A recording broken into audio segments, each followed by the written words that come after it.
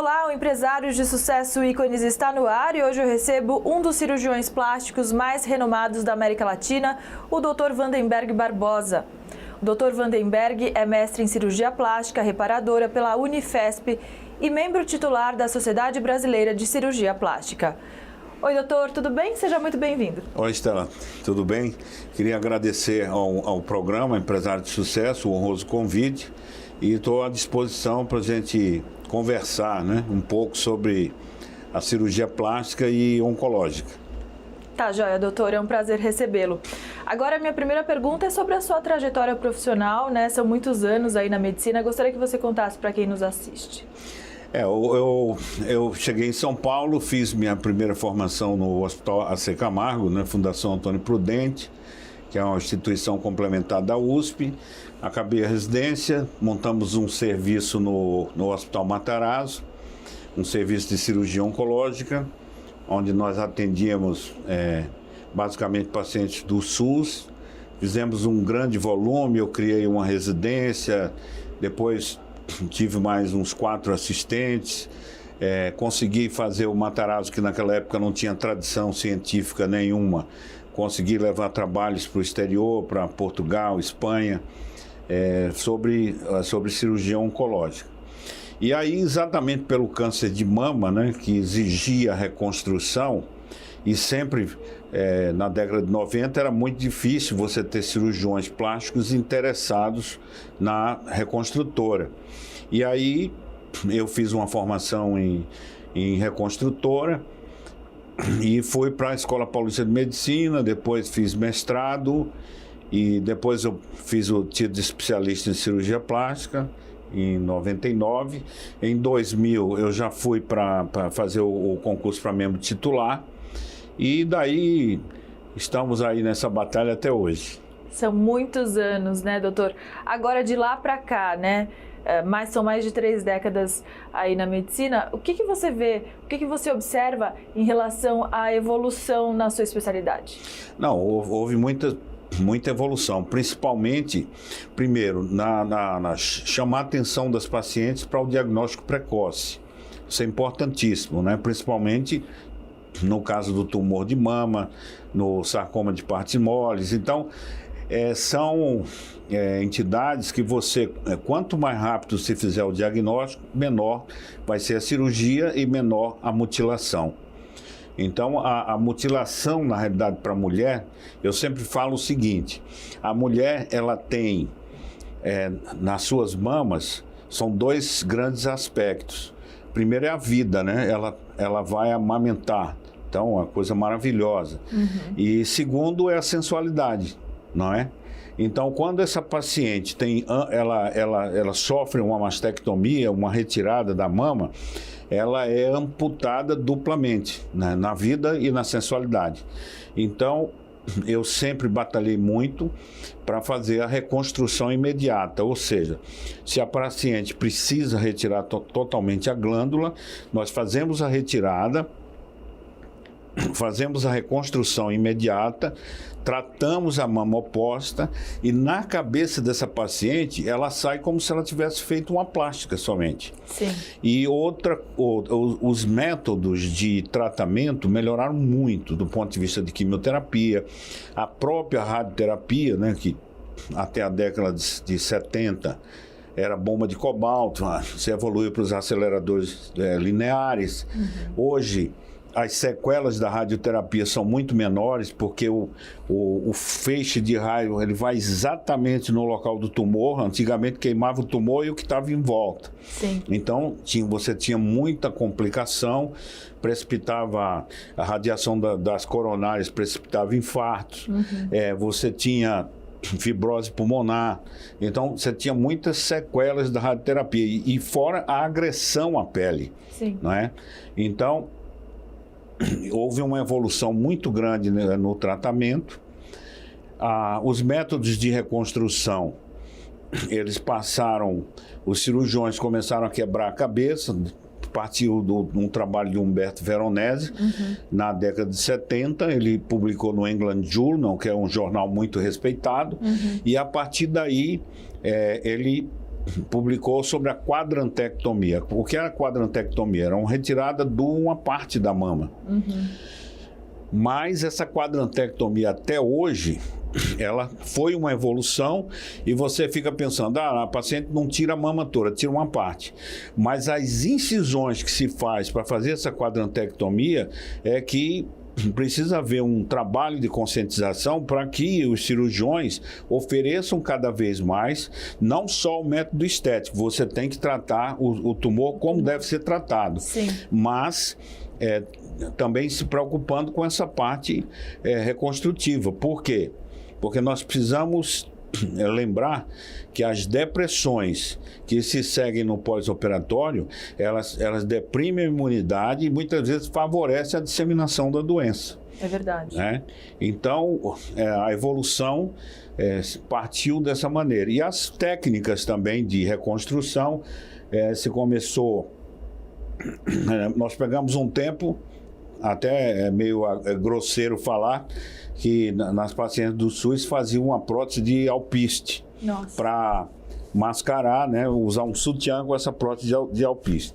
Depois se foi para os retalhos de músculo e pele.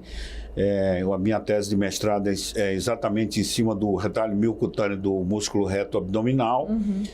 E o músculo que chama-se latíssimo dorsi, que é o das costas. Então roda esse músculo para frente, coloca uma prótese e era também uma oportunidade de reconstrução. Sim. Depois se evoluiu para os expansores de tecido. O que é o expansor? É uma prótese murcha, que ela é colocada embaixo da pele e existe uma válvula que se coloca embaixo da pele. Você fura essa válvula, vai injetando soro e ela vai dilatando progressivamente. Por que isso? Porque principalmente nas peles que são irradiadas, essa pele reage mal. Se a gente coloca uma prótese já definitiva, uma prótese grande, e essa prótese vai dar pressão sobre essa pele que foi irradiada, você pode dar alteração circulatória nessa pele e essa pele evoluir até para necrose. Sim. Então, essa expansão gradual, ela faz com que semanalmente nós vamos fazendo essa expansão até atingir um volume em que possa ficar simétrico com a mama oposta. E aí se retira esse expansor e coloca a prótese em definitivo. Sim. Então, essa foi outra opção.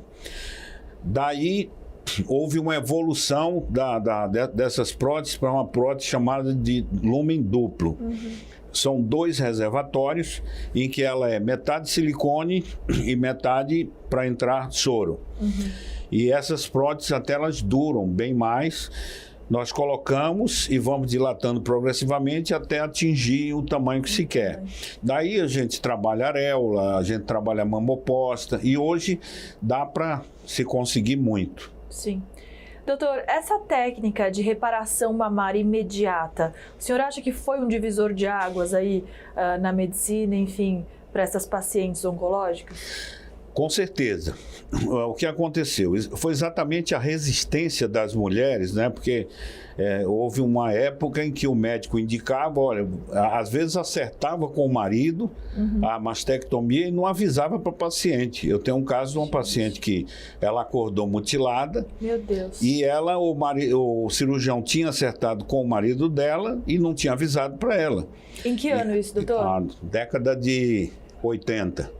Mesmo assim. Então, assim, essa paciente, quando ela acordou da cirurgia, então ela entrou num parafuso tão grande que ela se separou e ficou num quarto 2 anos. Nossa. Depois, por indicação, ela veio para mim. Eu consegui fazer uma reconstrução boa nela e ela ficou felicíssima, né? Mas ficou se sentindo muito mal com esse procedimento. Então, no Congresso da Argentina, em 98, foi que já com o trabalho do Veronese e já com outras escolas passando a estudar mais e procurando oferecer mais, e então se conseguiu oferecer para as pacientes uma reconstrução, e eu sempre fui partidário da reconstrução imediata.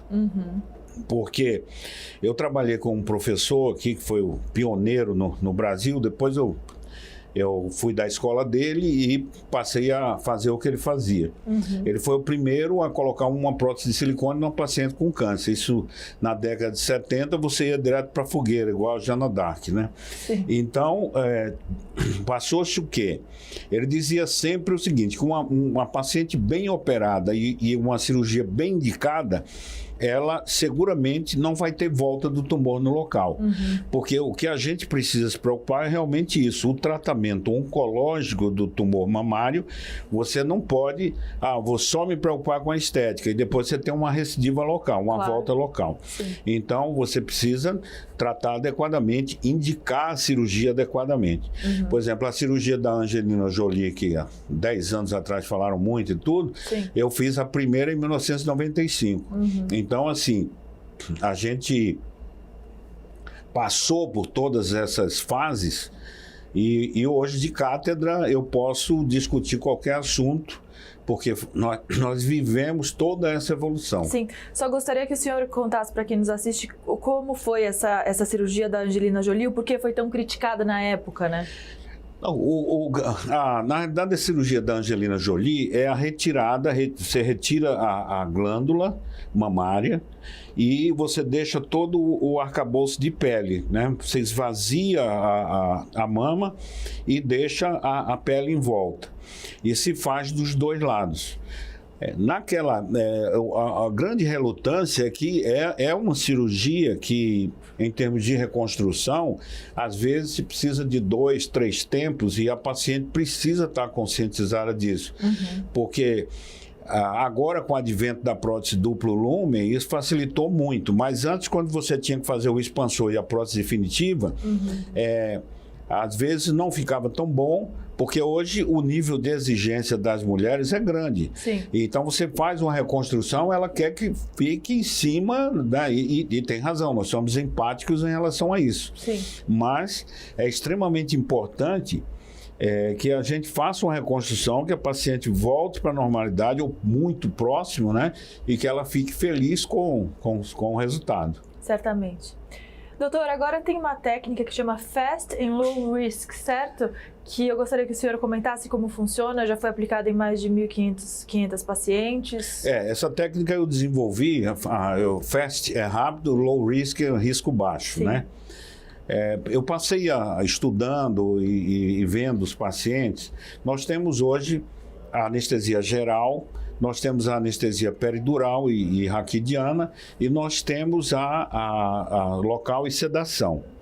Então, o que é que eu percebi? Para uma colocação de prótese mamária, eu queria oferecer uma coisa que desse um risco muito baixo. Então, eu passei a fazer...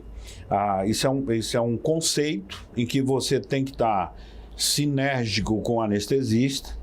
O anestesista tem que dominar essa técnica, porque qual é o problema? Você não pode demorar muito, porque um paciente sob sedação, ele fica com um catéter de oxigênio e se você perdura esse paciente na sedação mais de 1 hora, 1h30 de cirurgia, ele começa já a ter problema de saturação de oxigênio e às vezes precisa entubar. Então, eu faço a cirurgia em média em 30 minutos, e essa paciente tem alta hospitalar de 4 a 6 horas no máximo. Então, assim, essa Fast and Low Risk é um conceito que eu desenvolvi e que eu estou muito feliz com isso. E hoje eu estou colocando em outras próteses, por exemplo, em homem, que é fazer bíceps, tríceps, peitoral, panturrilha, já dá para fazer com local de sedação. Sim. Doutor, o pós-operatório desse tipo de cirurgia é diferente? É melhor? O pós-operatório, ele tem que obedecer aquelas regras normais, né? De alimentação, você não pode fazer muito esforço. Por quê? Porque a cirurgia, ela causa uma certa agressão ao local. Por exemplo, você vai colocar uma prótese, você tem que fabricar um local. Então, esse descolamento que se faz da glândula, essa preparação, levanta a face do músculo e coloca a prótese, de certo modo, você agride o tecido. Então, se você coloca a prótese, a paciente fica se movimentando muito. Eu sempre digo que o perigo na paciente que faz uma cirurgia plástica, é exatamente quando ela está muito bem. Por quê? 3 dias ela está ótima, não está sentindo dor, convida para balada, vai, para as pacientes mais jovens. Sim. Então, assim, nós explicamos, oferecemos um manual para a paciente estar absolutamente consciente de que ela precisa fazer uma dieta adequada, que ela não pode fazer muito esforço, que ela não pode estar penteando o cabelo logo no início para não movimentar o braço. Por quê? Porque esse deslizamento que dá, né, do peitoral em relação à prótese, pode, com essa irritação que o tecido sofre da cirurgia, ele pode produzir uma coisa que chama seroma, que é líquido, é chato, porque o paciente de repente começa a escorrer pela cicatriz, e isso é muito pequeno, uma complicação muito pequena, mas pode acontecer, principalmente se não for guardado o devido repouso. Com certeza. Doutor, agora sobre lipoaspiração, né? Você também tem uma técnica aí inovadora de lipo, gostaria que o senhor contasse. Hoje se fala muito em lipo HD, né? Lipo HD que na realidade foi desenvolvido por um cirurgião colombiano. Mas na realidade essa indicação de lipo HD é para pacientes que têm o seu corpo mais ou menos. Você não pode pegar uma paciente muito cheinha, até porque a lipoaspiração não é método de emagrecimento, né? Então ela foi idealizada para tratar gordura localizada. Então na gordura localizada é que se faz a grande indicação da lipoaspiração. Então, a lipo HD é exatamente você dar o contorno muscular adequado, seja no dorso, seja todo mundo fica muito influenciado com os retos abdominais para dar o aspecto, né, do tanquinho, o contorno do reto, sem cintura. Então, isso é o ideal. Mas se faz a lipo HD, o conceito, ela também se estende para o dorso, para o próprio bíceps, tríceps. Às vezes você pode injetar gordura para fazer o aumento desses músculos. E é uma técnica que, eu lhe falei, se o paciente tem, digamos assim, um corpo mais para atleta, e ele está com a gordura localizada, né, no abdômen, a lipo HD é fantástica. Agora, você pega uma paciente que ela é mais cheinha, não fica bom. Não funciona. Mas assim, a lipoaspiração foi uma grande invenção, que aliás foi feita por um ginecologista. Né? É mesmo. Você vê que o Fournier, da França, ele desenvolveu as cânulas, mas eram umas cânulas enormes, grossas e tal, mas ele bolou esse conceito e foi muito bem sucedido porque a técnica explodiu para o mundo inteiro.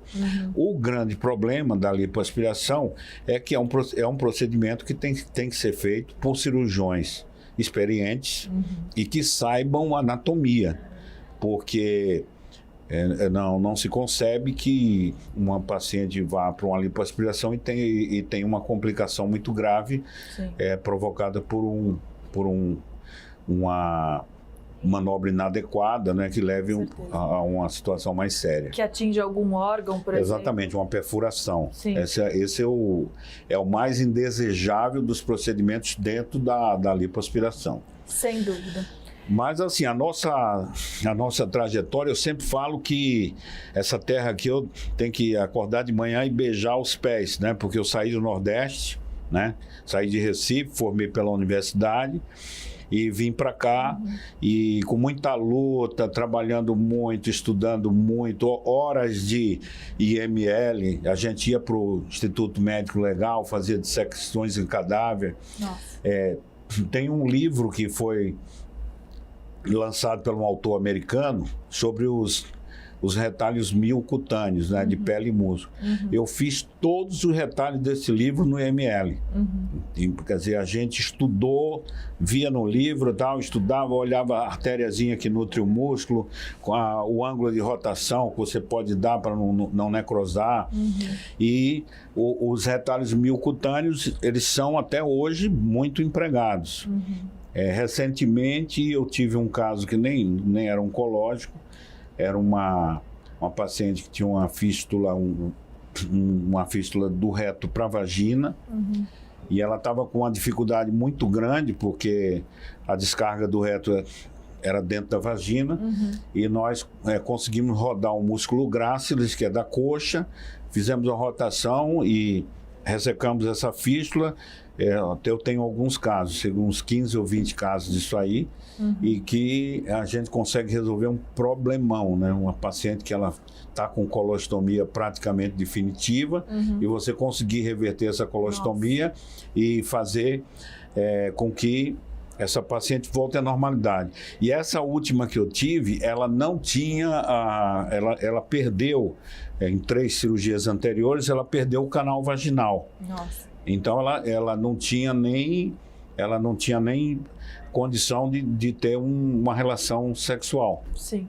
Então eu fiz a reconstrução da vagina dela e resolvemos o problema da fístula. Então ela está felicíssima. E assim, são casos e casos e casos que dentro da prática médica você vai fazendo exatamente pela bagagem que você adquiriu. Graças à ciência, o estudo, né? Sim. Do senhor também, muita prática. Eu vejo que o senhor é bem ativo.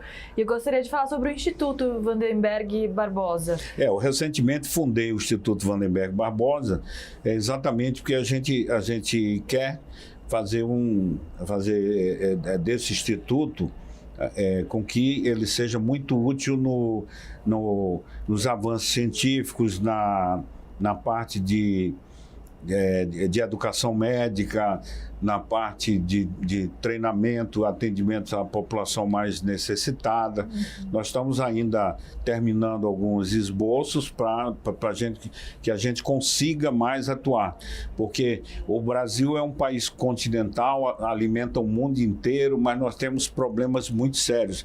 E, aliás, eu queria até colocar aqui que falam, às vezes, muito negativamente do SUS. Sim. Mas eu posso lhe dizer que o nosso SUS, ele é muito melhor, ou talvez lá fora você não tenha uma instituição dessa abrangência que consiga resolver todos os problemas. É lógico que você tem superlotação, você tem porque o volume de pacientes que procuram, até de outros países que vêm, né? O país da América do Sul procura o SUS, porque transplante de fígado, transplante de coração, cirurgias neurológicas, cirurgia plástica, quer dizer, todas as especialidades. E o Brasil recebe esses estrangeiros, né? Não tem tanta burocracia. Com certeza. Acolhe todo mundo e digo mais, todo mundo pensa que é muito bom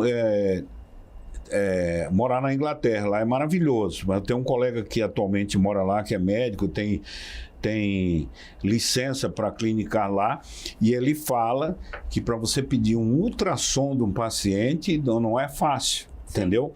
O médico do bairro tem que passar por ele. O médico do bairro ele faz o pré-natal das pacientes e faz outros atendimentos. Daí ele examina, se ele achar que o ultrassom que foi pedido lá no ambulatório, autorizar, ele autoriza, senão ele não autoriza.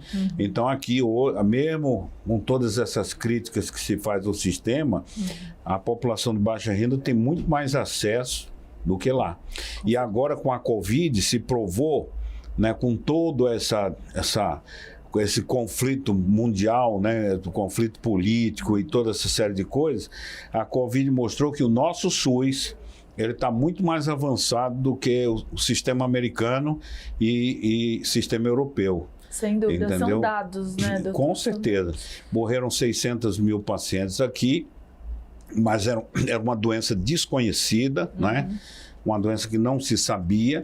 Os médicos foram entendendo a doença, quer dizer, para você entender uma situação de uma doença nova, numa pandemia, então as teorias das mais variadas possíveis, e até agora não se encontrou uma medicação efetiva para o problema. Sim. Mas assim, tudo que se fala ciência, a ciência, ela, como eu disse para você no início, a gente fala uma coisa hoje, isso eu vi muito em câncer, né?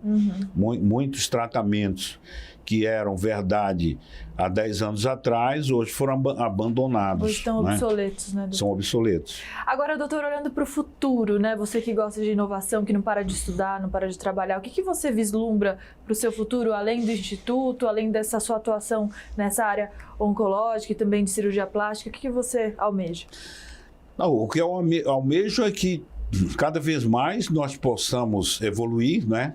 Evoluir nas técnicas cirúrgicas, evoluir no tratamento, que o médico possa evoluir também como pessoa, né? Que entenda cada vez mais os pacientes, porque hoje, realmente assim, você tem muito pouco tempo para dialogar, principalmente a turma mais jovem. Eu tenho um filho que formou esse ano, é o Vandenberg Filho, e assim, o que a gente vê entre eles, nos médicos mais jovens hoje, é que é uma medicina muito centralizada em solicitação de exames. Sim. E, na realidade, quando eu comecei, era o exame clínico, né? Pouco consultório hoje. O paciente chegava com apendicite, a gente colocava a mão ali, ficava e tal. Depois começou a surgir o ultrassom, e daí, mas era um diagnóstico clínico, e eu acho que a clínica ela será sempre soberana. Sim. Quando o médico vai ficando experiente numa determinada patologia, às vezes o paciente, na maneira de entrar no consultório, você já percebe que tem alguma coisa errada. Sim. Então, isso se chama experiência. Então, eu acho que quando o cirurgião ele chega numa determinada idade, digamos assim, que eu espero que não aconteça comigo, né? Vai acontecer, né? Isso é inexorável, mas que ele, de repente, se ele não puder mais fisicamente operar um paciente, mas que ele possa ser alçado, a exemplo de hospitais americanos e europeus, a um conselho nos hospitais, quer dizer, um conselho de notáveis, né? Em que tem que se valorizar a experiência. Não pode, de maneira nenhuma, ter esse conceito que existe de muitos aqui no Brasil, que o cara tá velho, acabou e pronto. Então, não é assim. Você tem que valorizar essa experiência de 40, 50 anos de clínica. E isso é de uma riqueza fora do comum. Sim. Doutor, foi um prazer te conhecer. Muito obrigada pela sua participação, por dividir aqui conosco tanta experiência, né? Que você volte mais vezes pra gente conversar, tá bom? Tá bom. Eu queria agradecer a você. Você é muito simpática. Obrigada. É uma entrevistadora que deixa o entrevistado completamente à vontade. E espero voltar aqui mais vezes. Obrigada. Até a próxima, doutor. Até logo. No Ícones de hoje, eu conversei com o Dr. Vandenberg, que é mestre em cirurgia plástica reparadora pela Unifesp e membro titular da Sociedade Brasileira de Cirurgia Plástica desde o ano 2000. Empresários de sucesso Ícones fica por aqui. Muito obrigada pela sua companhia e audiência e até a próxima. Tchau!